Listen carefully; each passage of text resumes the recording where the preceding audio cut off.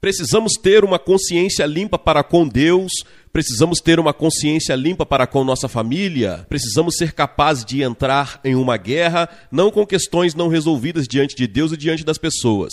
Precisamos ter uma consciência limpa e a Bíblia diz isso. Se não cuidarmos dos assuntos da nossa consciência, podemos cauterizar a nossa consciência. Você sabe o que significa? Significa cauterizá-la como um ferro quente, amortecer a consciência, tirar a sensibilidade dela para que o que acontece conosco costumava nos incomodar, não nos incomoda mais. Senhoras e senhores, para sermos vitoriosos na guerra contra o inimigo em nossa cultura e em nossa geração, exige não apenas que conheçamos alguma verdade, mas exige que vivamos a verdade, que haja veracidade em nós. Temos aprendido que nosso inimigo com quem estamos envolvidos no combate mortal não é outro senão o próprio Satanás. À medida que aprendemos seus nomes, também aprendemos que ele é um inimigo poderoso, que não é apenas um governante e um príncipe, mas à medida que aprendemos que ele é um Deus desta era. A Bíblia fala das artimanhas de Satanás.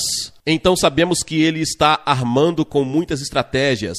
Ele quer nos enganar, pois ele é o grande enganador. Ele quer nos enganar porque ele quer nos dividir, ele é o grande divisor. E quer nos dividir porque ele é o grande divisor e, em última análise, ele quer nos destruir. Ele quer nos enganar para nos dividir, para que, em última análise, ele possa nos destruir. Agora, seu objetivo final, como aprendemos, é a destruição. Ele engana e ele divide para que possa destruir. Seus propósitos é que ele possa lançar cada um de nós em um inferno sem Cristo para que fiquemos separados de Deus para sempre. E como ele não pode fazer isso se somos crentes que depositamos nossa confiança em Cristo, seu segundo plano é afogar esse testemunho que temos em Deus e nos impedir de sermos úteis ao Senhor, talvez até mesmo sendo destrutivos na fé cristã. Mas não ficamos indefesos contra esse inimigo, aprendemos isso e a Bíblia está nos ensinando que existe uma maneira de sermos vitoriosos, não ficarmos desamparados, porque 1 João 4,4 diz que maior é aquele que está em nós do que aquele que está no mundo. Cristo em nós, Satanás no mundo. João nos diz que aquele que está em nós é maior do que aquele que está no mundo. E com Cristo vivendo em nós, somos capazes de resistir ao diabo. E quando resistimos a ele no poder de Cristo, ele tem que nos deixar. Resistir ao diabo no poder de Cristo é o que o apóstolo quer dizer quando ele nos diz em Efésios para vestir toda a armadura de Deus. E nesta armadura há 6 peças. 5 peças são defensivas e uma é ofensiva. Todas as 6 peças da armadura são necessárias. Nenhuma parte de nossa vida pode ficar desprotegida ou exposta. A Bíblia não nos diz para escolher 4 ou 5 dessas peças da armadura, as que quisermos, e implementá-las. Não, somos instruídos a colocar em evidência toda a armadura de Deus. Qualquer peça da armadura que nos recusarmos a usar nos deixará desprotegidos em algum lugar vulnerável e certamente seremos vítimas do inimigo. É importante saber que Deus não providenciou nenhuma proteção para as nossas costas. Ele não espera desertores em seu exército.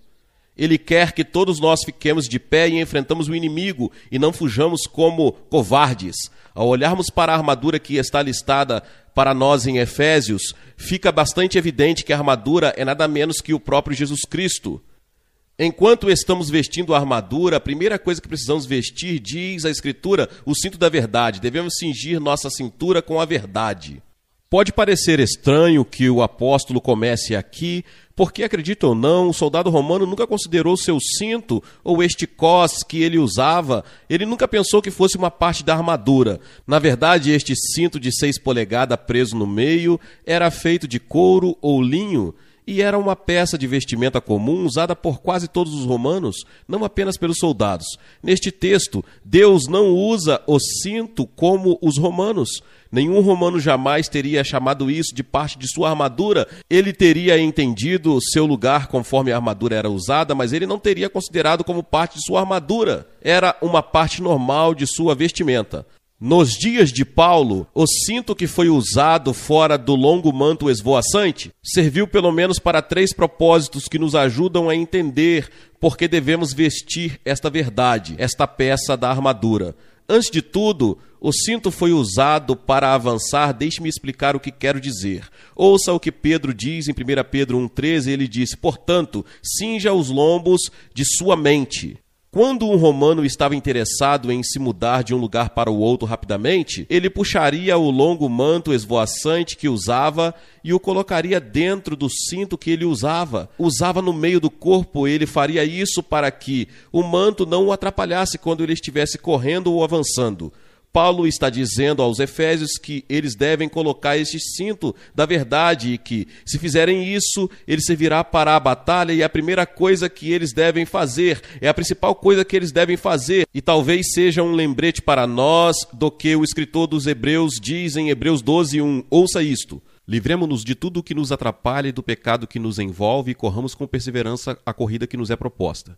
O cinto da verdade, que foi a primeira parte da armadura que Paulo nos diz para vestirmos, foi antes de tudo com o propósito de nos ajudar a avançar, e você verá como tudo isso se encaixa em um momento. Também era importante para atacar, não apenas para avançar. O soldado também usava o cinto para apoiar as armas que ele carregava. O espadachim, por exemplo, prendia o cinto no ombro para que ele pudesse suspender sua espada, e usaria isso para segurar sua espada perto do seu corpo, para que ele tivesse acesso imediatamente no momento do conflito. O arqueiro usaria o cinto para apoiar a aljava na qual ele mantinha todas as suas flechas, para que ele pudesse alcançá-la rapidamente. Esta era uma peça muito importante do equipamento que um soldado usava. Era importante para avançar, era importante para atacar, e havia outra coisa simples que acontecia. Era importante para premiar. Quando um soldado romano era premiado com uma medalha, ele prendia neste cinto que ele usava na cintura. Era a maneira que você poderia determinar se um soldado já havia estado em uma batalha antes ou não, e se você visse ele chegando com muitos medalhões, você saberia que ele estava sendo um soldado condecorado. E talvez você deveria ter cuidado. Agora que esse era o propósito do cinto da verdade nos dias dos romanos, ele segurava as vestes quando era a hora de avançar, ele segurava a armadura quando eles usavam para lutar contra o inimigo. Mas qual era o poder disso? E é aqui que precisamos entender o que Paulo está nos ensinando. Ele diz que esse cinto tem como nomenclatura verdade. Essa peça que usamos ao nosso redor se chama verdade. É interessante que é a primeira peça da armadura, que o propósito, o fundamento da armadura do soldado é a verdade. Como cristãos, devemos insistir na verdade objetiva da palavra de Deus. A verdade não tem nada a ver com a nossa perspectiva ou com as nossas percepções. Trata-se sempre da realidade. A maioria de nós concordaria que gostaríamos que a gravidade fosse suspensa amanhã, mas nosso voto não teria impacto na realidade. Os americanos abraçam os ideais democráticos e isso nos dá a ilusão de que deveríamos ter voz quando se trata da verdade. Mas o universo não é uma democracia e a verdade não é uma medida eleitoral. Às vezes as pessoas dizem, bem, eu não acredito nisso, e tenho a impressão de que eles pensam isso porque acreditam que parece não ser mais verdade. Bem, deixe-me dizer uma coisa, a verdade é verdade, quer você acredite ou não. A verdade não é tocada pelas suas emoções, pela sua opinião, pela sua percepção. E é isso que está sendo perdido em nossa cultura hoje. Hoje não há mais verdade absoluta. Hoje, em nossa cultura, sua verdade pode ser diferente da minha verdade, mas isso realmente não importa. Não é tudo verdade, é apenas uma espécie de verdade. Não, isso está errado. Em um mundo tão confuso sobre a verdade, muitas pessoas dizem que se você é cristão e pensa que sabe tudo sobre a verdade, isso é arrogante. Mas não é arrogante acreditar no que a Bíblia ensina. Na verdade, a arrogância oposta é quando tentamos adaptar a verdade a nossas preferências. Uma senhora me disse uma vez, quando estávamos conversando sobre punição, e poderíamos estar falando sobre o inferno, não me lembro muito bem, mas ela disse, Dr. Jeremiah, eu preciso que você saiba, meu Deus nunca mandaria ninguém para o inferno. E eu disse que você está absolutamente certa porque seu Deus não existe. Ele não existe.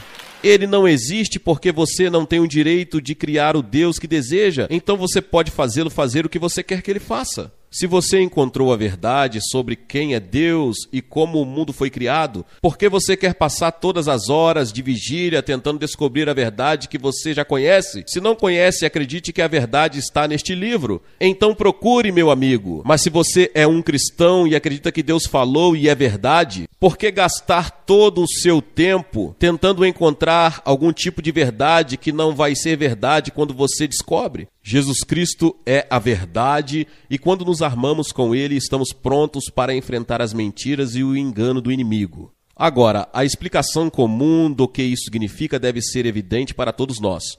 Como nos armamos nós mesmos com a verdade? O que Paulo está nos ensinando aqui é que o crente, a fim de lutar uma luta contra o inimigo, precisa conhecer a verdade.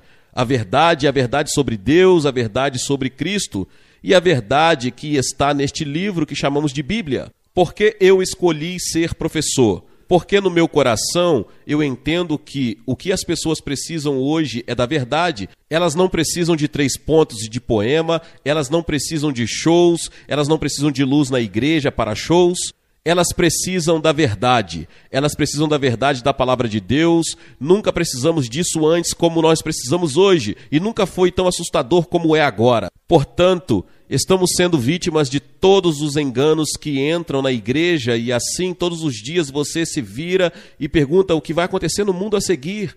E parece haver muito pouco discernimento porque, mais uma vez, a maneira como você pode determinar quando algo está certo é porque você estudou e sabe o que é certo e o que é errado e o que é falso. E começa a aparecer imediatamente quando é comparado com a verdade. Quando Jesus Cristo foi encontrado por Satanás no deserto, ele usou a verdade. Você sabe o que ele disse quando Satanás o tentou? Ele disse, está escrito. E então ele citou o livro de Deuteronômio, versículos que contrabalançaram a tentação que Satanás estava trazendo contra ele. Deus nos deu este livro para que tivéssemos sua verdade.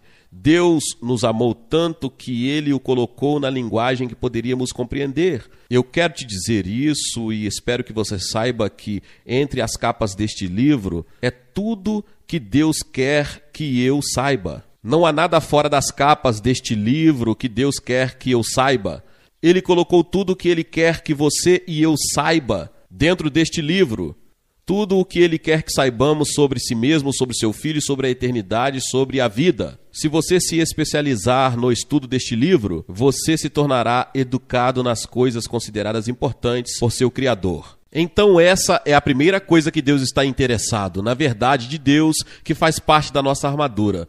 Quanto mais conhecemos sobre Deus, quanto mais conhecemos a verdade da palavra de Deus, mais capazes seremos de ir para a batalha e sermos vitoriosos. Mas há outra parte disso que muitas vezes é perdida quando falamos sobre este implemento de guerra. Não se trata apenas da verdade de Deus, trata-se da verdade que está em nós. Poderíamos traduzir este versículo em Efésios capítulo 6 assim: portanto, tome para si mesmo o cinto da veracidade. Verdade, como falamos sobre ela, é objetivo, está aí, e é verdade ou não é verdade. Mas veracidade é se a verdade que temos sobre Deus nos fez ser pessoas que são verdadeiras. Existe verdade em nós, existe hipocrisia em nós, existe uma postura, estamos fingindo ser cristãos. A Bíblia diz que se você quer ser um guerreiro na batalha contra Satanás, você tem que ter integridade. Você tem que ser quem diz ser. E se somos assim, se somos pessoas de integridade, de caráter e sinceridade, podemos entrar na batalha com o poder de Deus em nossas vidas. Podemos aceitar essa verdade objetiva que Deus nos deu e podemos empunhar a espada e podemos ser eficazes. E veremos o que isso significa à medida que avançamos aqui no tempo. João escreveu: não tenho maior alegria do que ouvir que meus filhos andam na verdade. Ele não disse que meus filhos conhecem a verdade. Ele disse: não tenho maior alegria do que ouvir que meus filhos estão andando na verdade. Em outras palavras, estão vivendo uma vida de veracidade. Tal caminhada implica que estamos lidando com as realidades da vida, com o pecado e com nós mesmos, e não estamos permitindo qualquer hipocrisia consciente ou qualquer desculpa ou qualquer vindicação para fazer o que é errado. Nem tolerando o pecado ou qualquer coisa assim, estamos tentando ser honestos diante do Senhor e viver nossas vidas como que queremos que as pessoas nos vejam e como Deus nos preparou para vivê-las. Em outras palavras, não estamos fingindo, não estamos falsos, não estamos dando uma ideia do que significa ser um falso cristão. Quando lutamos contra Satanás, não pode haver nenhum pretendente. Quando você entra em batalha com Satanás, você não pode ficar ali parado com a palavra de Deus e saber disso há algo realmente profundamente errado em sua vida com o qual você ainda não lidou. E você quer que Deus o use de maneira poderosa. Alguém disse que você não pode andar ilegal na experiência da verdade. Eu tenho que lhe dizer que isso é cristão. E eu sou da segunda geração de cristão. Quero dizer com isso que eu cresci num lar cristão. Eu conheci o cristianismo quando eu tinha 5 anos de idade. Eu sabia todas as palavras certas, eu sabia essas e outras coisas sobre cristãos. Eu poderia falar como cristão, você pode falar como cristão. Quantos de vocês aqui podem falar como cristão? Apenas falamos como cristãos e se não nos tornarmos, cuidado. Falamos cristão e não andamos como cristãos. E o que essa armadura está nos dizendo é que devemos colocar no cinto da verdade, não apenas a verdade objetiva da palavra de Deus, mas a veracidade e integridade de nossas próprias vidas. É assim que somos vitoriosos na batalha. O que é sempre interessante para mim, porque quando lutamos contra Satanás, não pode haver nenhum pretendente. Quando fazemos a batalha com Satanás, a realidade é necessária. A realidade da vida cristã é um dos maiores trunfos que você tem como guerreiro. Penso que nosso Senhor ilustrou o poder disso em sua vida. Eu estava pensando nisto esta semana. Você se lembra quando Jesus estava prestes a ser levado embora para poderem crucificá-lo? Ele disse-lhes: qual de vocês me convence do pecado? E eles ficaram sem palavras e mudos e não sabiam o que dizer. Ninguém disse uma palavra, você sabe por quê? Ele não tinha nada do que eles podiam dizer. Ele era absolutamente tudo o que afirmava ser. Quando Cristo foi para a cruz, o centurião cujas mãos ele havia sido entregue para a execução, ouviu morrer e foi isso que ele disse. Verdadeiramente este homem era o Filho de Deus. O que ele imaginou, ele apenas observou. O ladrão que estava pendurado na cruz disse que este homem não fez nada. Senhores, por que ele disse isso? Ele viu a realidade de Cristo. Cristo estava cingido com o cinto da verdade. 6 vezes em suas epístolas pastorais, sobre as quais Paulo fala o poder de uma consciência. Ele fala sobre uma consciência boa, uma consciência pura. Ele também menciona que uma consciência pode ser contaminada e pode ser cauterizada como um ferro quente. Amortecer a consciência, tirar a sensibilidade dela, para o que acontece conosco, que costumava nos incomodar, não nos incomoda mais. Senhoras e senhores, para sermos vitoriosos na guerra contra o inimigo, em nossa cultura e em nossa geração, exige que não apenas conheçamos alguma verdade, mas exige que vivamos a verdade, que há veracidade em nós. Nós precisamos ficar obcecados com isso da melhor maneira que pudermos, e acho que Davi era assim. Você sabe que eu não sei se eu já li uma oração como essa na Bíblia, mas Davi fez essa oração e é uma que devemos orar com frequência. Às vezes pensamos que podemos esconder nossos pecados de Deus, ou talvez possamos fazer as coisas boas, ou talvez esquecemos o que fizemos, mas você sabe que Davi orou? Ouça esta oração do Salmo 139. Sonda-me, ó Deus, e conhece o meu coração, prova-me e conhece as minhas inquietações. Vê se em minha conduta algo te ofende e dirige-me pelo caminho eterno. Por que Davi fez aquela oração? Porque ele percebeu que se ele tinha pecado em sua vida, isso o incapacitaria para a responsabilidade que havia sido colocada sobre seus ombros. Ele não apenas queria ver o que podia ver, mas queria que Deus iluminasse sua vida com a luz da sua santidade e lhe revelasse se havia algo em sua vida que ele precisava lidar para que Deus pudesse usá-lo em toda a extensão da sua usabilidade. Em vez de encobrir, deveríamos nos abrir e pedir a Deus para nos ver e nos dizer onde precisamos fazer mudanças ou onde as coisas não estão certas em nossas vidas. O apóstolo diz que a primeira peça de equipamento que colocamos antes de ir para a batalha é o cinto da verdade. Deixe-me dizer uma coisa sobre a armadura, que você não coloca depois de entrar na batalha. Você a coloca antes de ir para a batalha. Você não pode estar lá fora com as balas voando sobre a sua cabeça tentando se vestir. É melhor estar armado antes de entrar no campo de batalha. Você pode dizer, pastor, eu não estou em nenhuma guerra agora, tudo bem, mas espere, você pode entrar.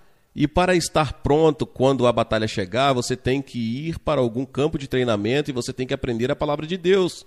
E você tem que pedir a Deus para lhe dar integridade em sua vida, Todos nós devemos fazer isso. Esse é o único instrumento de guerra que o soldado romano tinha, e você verá isso à medida que avançamos. Há apenas uma arma ofensiva em toda esta lista de armas, e essa é a espada dele. E a Bíblia diz que a espada do Espírito, que é a palavra de Deus, mal posso esperar até chegarmos a essa mensagem, porque é uma verdade poderosa. A espada da qual foi falado era uma espada curta usada em combate corpo a corpo e usada para infligir feridos ao inimigo. E observe isso, a espada do guerreiro pendurada no cinto da verdade, a espada do Espírito, que é a palavra de Deus, pendurada no cinto da verdade. A coisa maravilhosa a lembrar é que a palavra de Deus nos transforma, ela nos torna santos, ela nos muda de dentro para fora, e foi isso que Jesus orou na oração sacerdotal. Ele disse: santifica-os, Deus, pela tua verdade, a tua palavra é a verdade. Tudo começa com a verdade. Se você tem a verdade, você tem um lugar para ir. Se não tiver, tenha a verdade. Se você não tem para onde ir, não entre na batalha sem a verdade, ou você perderá todas as vezes. Mas você pode levar a verdade de Deus para si mesmo, e então poderá incorporar essa verdade em sua vida. Deus começará a mostrar a você como você pode ser vitorioso no campo de batalha que todos nós enfrentamos. Não sei quais são os seus problemas, mas posso prometer a você que cada problema que você tiver, seja medo ou ansiedade, ou preocupação ou culpa, ou o que quer que seja, há 10 ou 12 ótimas passagens na palavra de Deus que, se você colocasse isso em seu disco rígido, quando os ataques viessem, você poderia fazer o que Jesus fez. Você sabe o que Jesus fez? Jesus disse: Satanás, está escrito, e então ele citou a Escritura. Quando ele vier até você com ansiedades, você pode dizer: Satanás, está escrito. Pegue isso e cite as Escrituras para ele. Faça isso o quanto precisar. Você descobrirá algo que talvez nunca tenha pensado, que através do poder da palavra de Deus você pode ser vitorioso em sua vida cristã. E nós temos afastados disso até certo ponto em nossas igrejas. Não falamos muito sobre isso, e ainda assim me pergunto o que aconteceria conosco se agora, com a incrível necessidade que temos de ser soldados fortes de Jesus Cristo, voltássemos aos princípios básicos que poderia nos preparar para sermos vitoriosos. Glória a Deus, louvado seja o nome do Senhor. Que palavra poderosa. Talvez você chegou até aqui e ouviu esta palavra e ainda não é inscrito aqui no canal. Se inscreva aqui no canal e ative o sininho das notificações. Todos os dias são postados vídeos abençoados aqui no canal para te abençoar. Deixe também o seu like e não se esqueça de compartilhar esta palavra com mais pessoas. Meus irmãos e minhas irmãs, nos vemos nos próximos vídeos. Amém.